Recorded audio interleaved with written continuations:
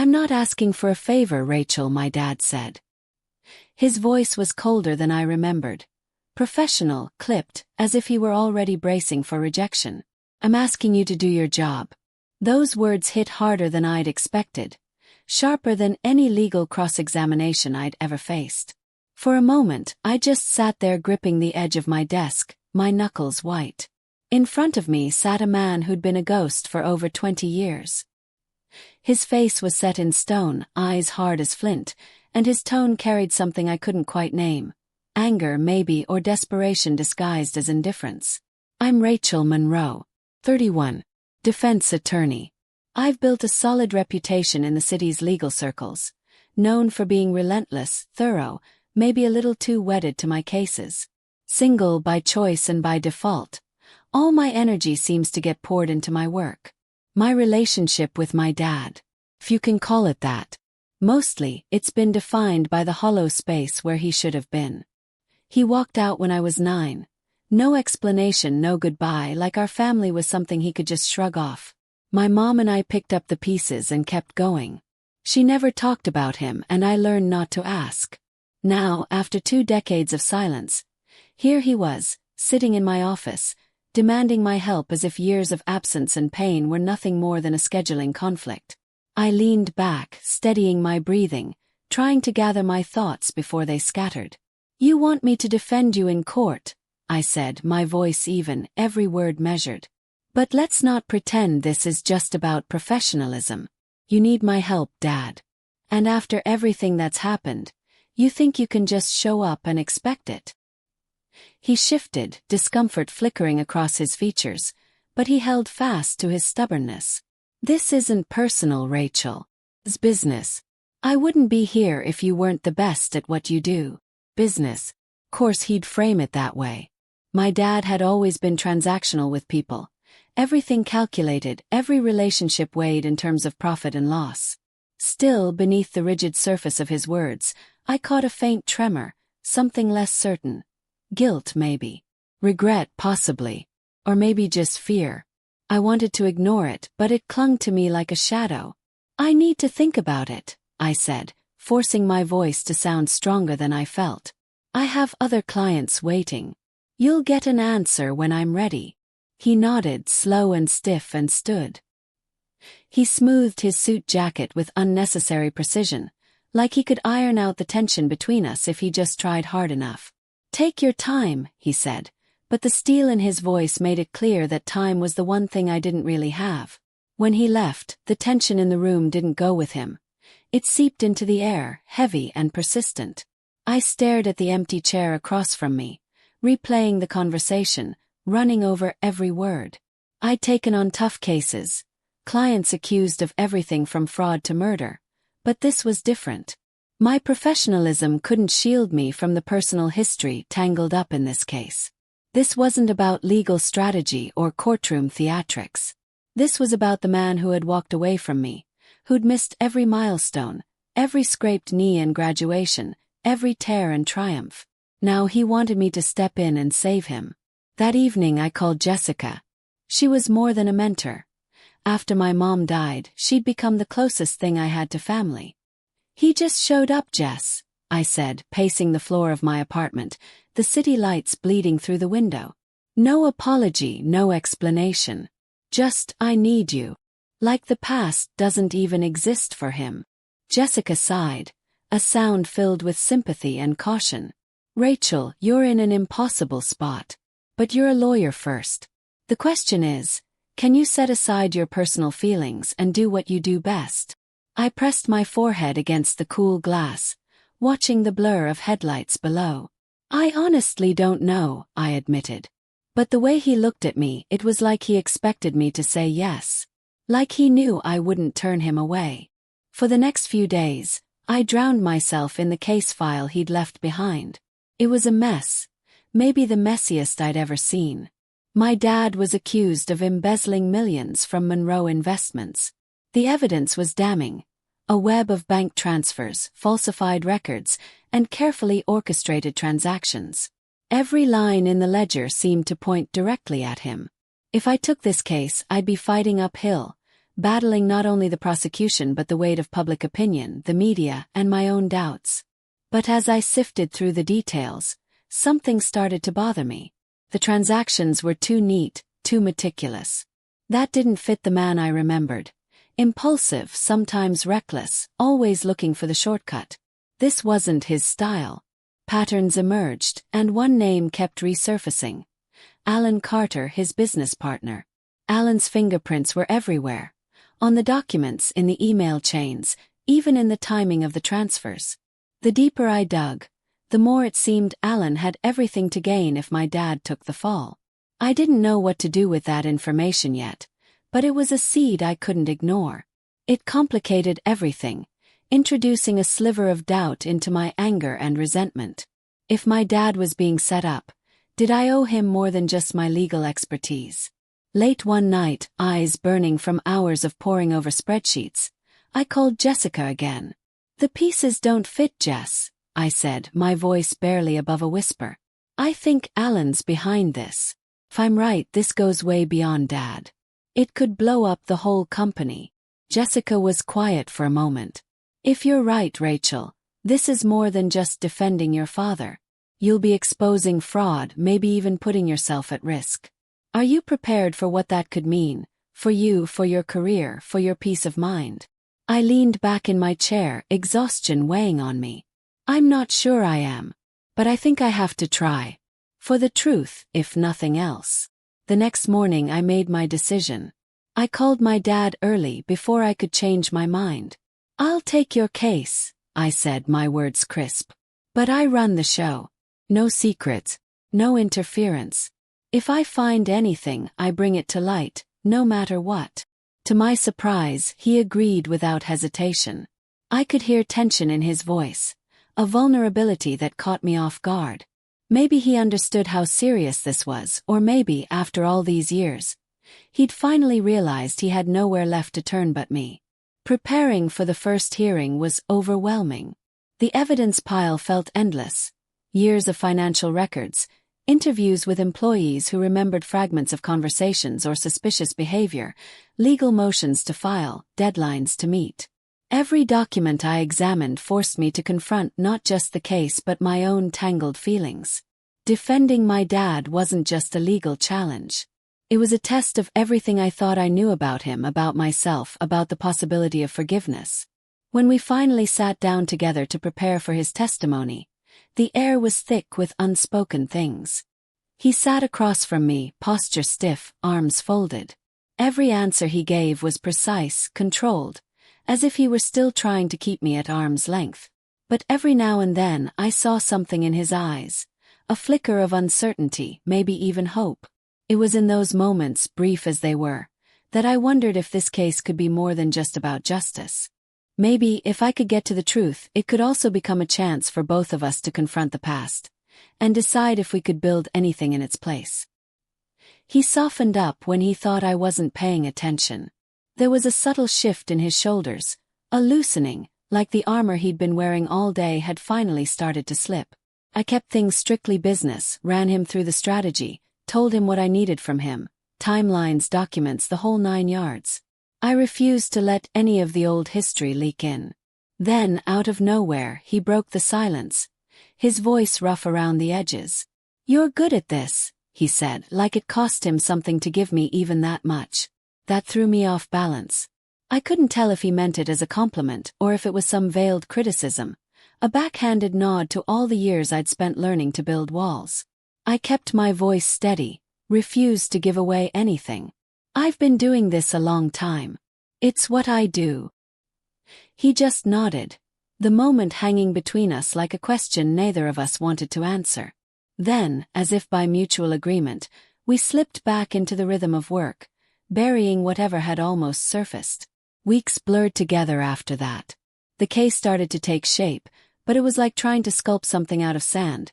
Every time I thought I had a handle on it, another detail slid away. Alan Carter, my dad's old business partner, could have given lessons in slipperiness.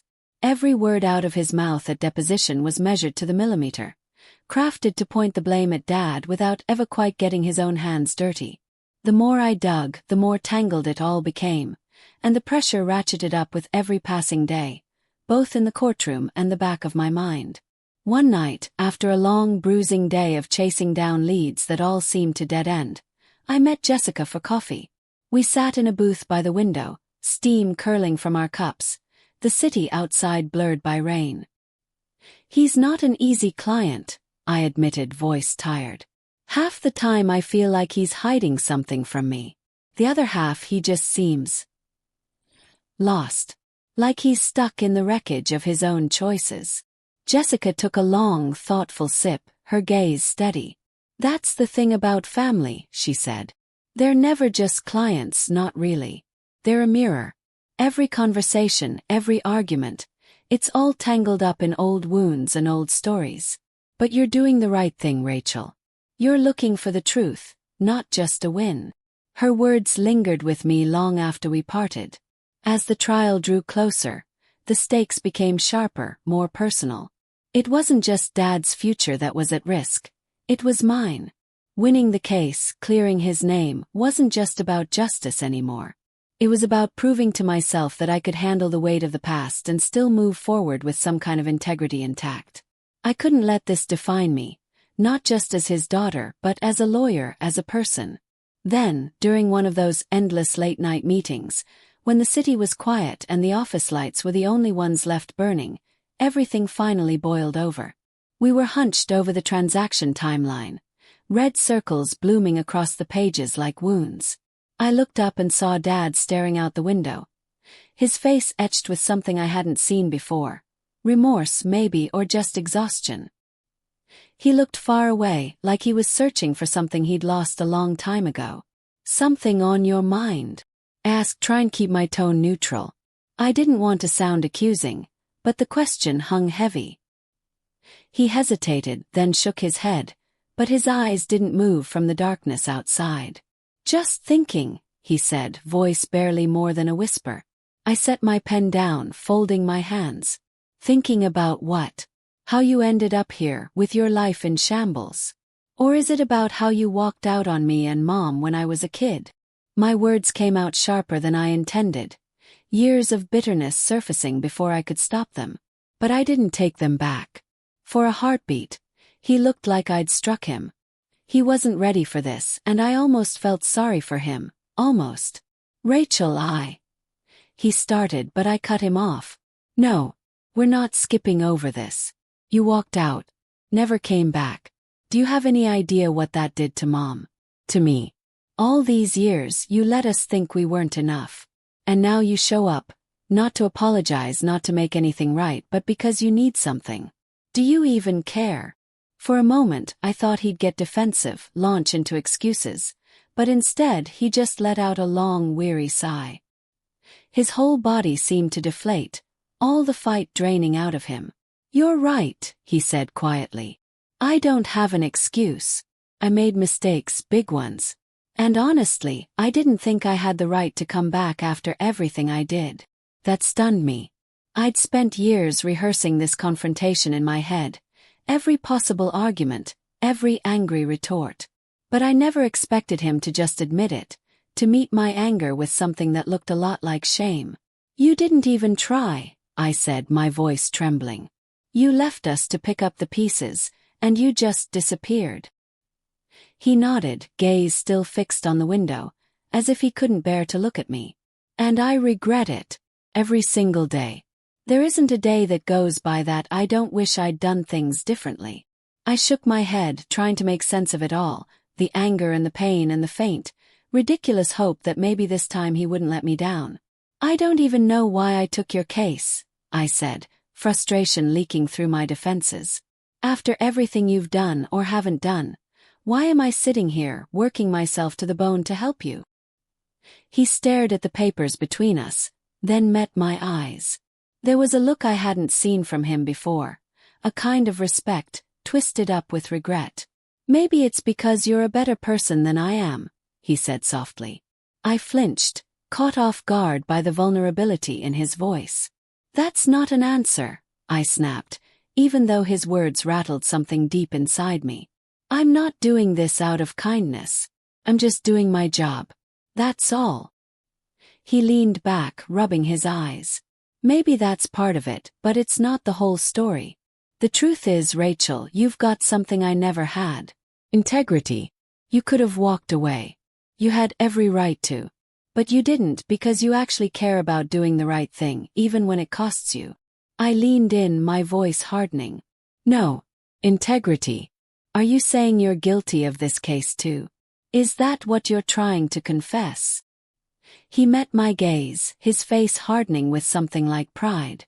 No, he said, the word ringing clear in the silent room. I didn't do what they're accusing me of. I made plenty of mistakes, but I never stole from my own company. I'm not a thief. I watched him, searching his face for any sign of deception, any flicker of guilt. There was something raw there, a desperation that made it hard not to believe him, at least for that moment. But the past had left me wary, unable to give him the benefit of the doubt so easily. Then why does all the evidence point to you? Pressed, my voice low. The transfers, the fake records, everything leads straight to your name. It's not just a coincidence. He ran a hand through his hair, frustration etched deep in the lines around his eyes. That's what I'm trying to figure out, he said, his voice tight. Someone set me up, Rachel.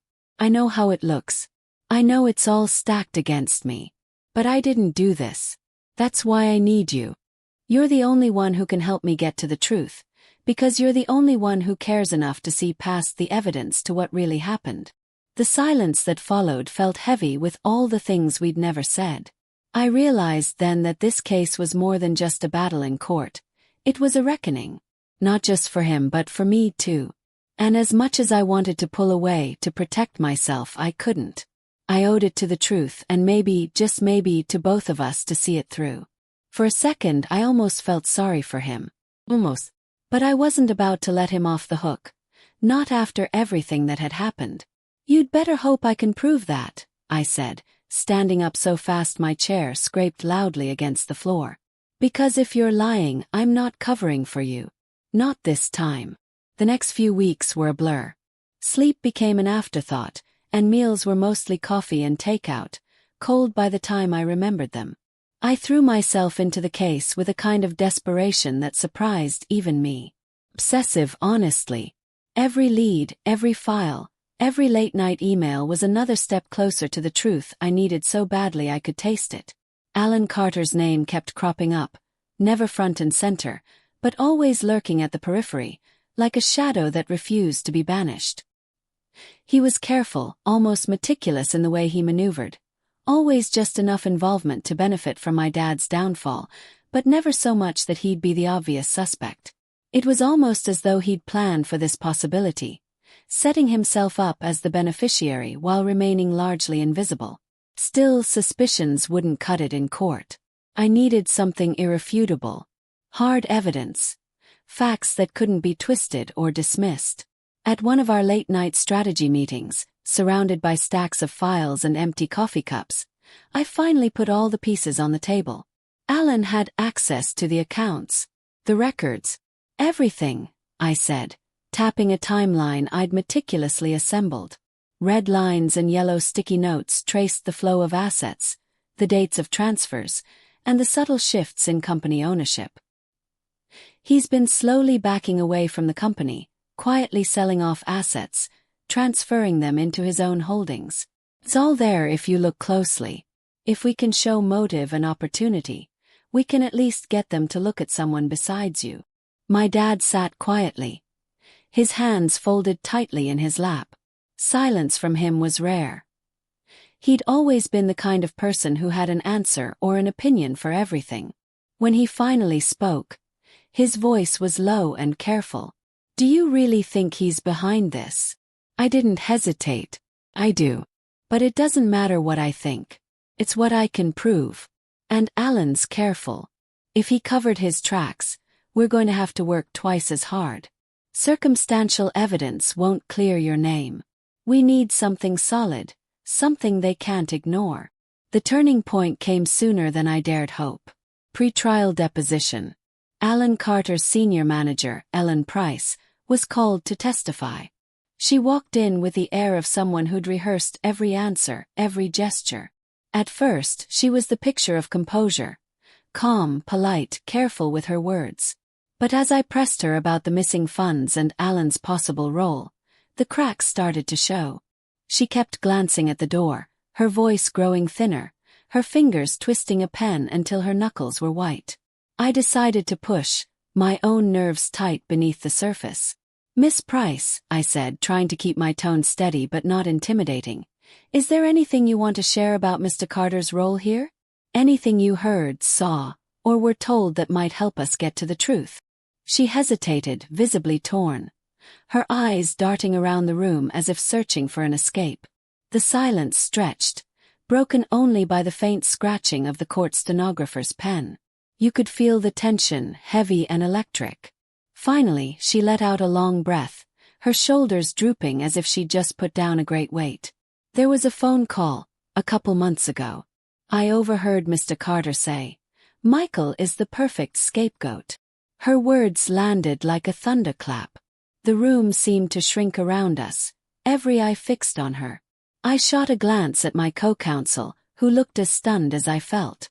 "Did you report this?" I asked, the question almost rhetorical. She shook her head, her voice barely above a whisper. "No, I didn't think it was my place. I wasn't sure if it was important, or if I was just reading too much into it. But it's been bothering me ever since. I didn't know if it would matter until now." Her confession cracked the case wide open. Finally, a glimpse of the truth we'd been chasing. But I knew it wasn't enough. Without hard proof, Alan could shrug it off as hearsay, a misunderstanding. I thanked Ellen, promising we'd follow up on her testimony, and watched her leave the room looking both relieved and scared. That evening, I sat with our IT investigator, the two of us hunched over a laptop in an office that smelled of stale coffee and old books. He'd been combing through digital records for weeks, chasing down every possible lead. "We're close," he said, eyes reflecting the blue glow of the screen. "There are just a few more backup archives to check. If Alan slipped up even once, we'll find it." Waiting felt endless. Every hour that passed, my anxiety tightened. I replayed Ellen's words over and over, clinging to the hope that somewhere in the mountain of data, the proof was waiting to be found. 2 days later, when my phone finally rang, my heart nearly stopped. The IT guy's voice was taut with excitement. "Rachel, I found it." I straightened in my chair, heart pounding. "Found what?" "An email. From Alan to an outside accountant. It's not explicit, but he's clearly talking about shifting the blame to your father. He tried to delete it, but the backup caught a copy. The timing matches exactly when the financial discrepancies started." I felt hope surge through me, sharp and bright. "Read it to me." He did. "The way things are structured, Michael will take the fall if this goes south. Keep everything tight on your end." He paused, letting the words sink in. "It's not just careless, Rachel. It's calculated." He knew exactly what he was doing. Relief crashed over me in a wave so powerful I had to close my eyes for a second. This is it. This is what we needed. This changes everything. He wasn't finished. I checked the IP address. The email came from Alan's office computer. There's no way he can deny it. It's ironclad. I thanked him and hung up, my hands shaking as I looked over my notes. Between Ellen's testimony and the email, the puzzle pieces were finally falling into place. For the first time since this nightmare began, I actually believed we could clear my dad's name and make Alan answer for what he'd done. All the months of doubt and fear suddenly seemed worth it. Next up, court. The day of the hearing dawned gray and tense, the sky pressing down like a warning. I wanted to celebrate, but I knew better. The hardest part was still ahead. As I walked into the courthouse, the weight of everything, the sleepless nights, the risk, the stakes, pressed down on me. My dad sat beside me at the counsel table, quieter than I'd ever seen him. There was hope in his eyes now, but anxiety too. A vulnerability that made me want to fight even harder. I placed the folder with the email printout and Ellen's deposition notes in front of us. My hands trembled just a little as I arranged the papers. I looked at my dad, gave him a reassuring nod, then took a deep breath. The finish line was in sight, but I knew we'd have to fight for every last inch. Now, though, I was armed with the truth. And for the first time I felt ready to see this through, no matter what it took. When the hearing began, the other side wasted no time launching their attack. Their strategy was obvious. Paint my dad as reckless, an irresponsible man who'd nearly run his own company into the ground. They pounced on every mistake, every oversight, trying to twist the narrative until all that remained was a picture of incompetence. I sat quietly at the defense table, hands folded, heart pounding, but outwardly calm, waiting for the right moment to step in, to shift the direction of the story. I'd prepared for this, rehearsed it in my mind 100 times, but the stakes felt even higher in that courtroom, under the fluorescent lights and the judge's watchful gaze. Finally, the judge called my name. I rose slowly, feeling every eye in the room turn toward me as I gripped the printout of the crucial email. "Your Honor," I began, keeping my voice as steady as I could despite the tension coiling inside me, "we have new evidence that fundamentally changes the case. It points directly at Alan Carter and reveals his efforts to frame my client." There was a low ripple of shock around the courtroom as I distributed copies to the judge and opposing counsel, the shuffle of papers punctuated by hushed whispers. I pressed on, my words gaining momentum as I laid out the truth. This email, which we recovered from a backup server, was intentionally deleted by Mr. Carter. He spelled out, in explicit detail, a plan to pin the blame for the financial irregularities on my client Michael Monroe, if the discrepancies were ever discovered. The silence that followed was heavy, the kind of silence that demanded attention. I let it linger, wanting the gravity of my words to settle over everyone present. Then I added, "We can also call a witness, an employee who overheard Mr. Carter refer to my client as the perfect scapegoat." The judge leaned forward, his eyes sharp, signaling me to continue. "This isn't a case of negligence or carelessness," I said, my voice ringing out clear. "It's a case of deliberate misdirection, a calculated attempt by Alan Carter to shift responsibility for his own actions and conceal the truth." That was the moment I saw Alan Carter's composure finally falter. He shifted uneasily in his seat, his hands fidgeting, his normally confident demeanor crumbling as he shot a desperate look at his attorney. For the first time since the ordeal began, I saw my father's expression soften as he looked at me, not just with relief, but with genuine respect. After years of distance, of unresolved resentment hanging between us, there was something new in his eyes: acknowledgement. The rest of the trial unfolded under a cloud of tension, every exchange weighted with new meaning. I kept my focus on the judge, searching his face for any sign: approval, skepticism, recognition of the truth I'd brought to light. When the gavel finally struck, I realized I'd been holding my breath the entire time, my knuckles white around the edge of the table. The judge's verdict echoed through the courtroom. The court finds sufficient grounds to pursue the allegations against Alan Carter.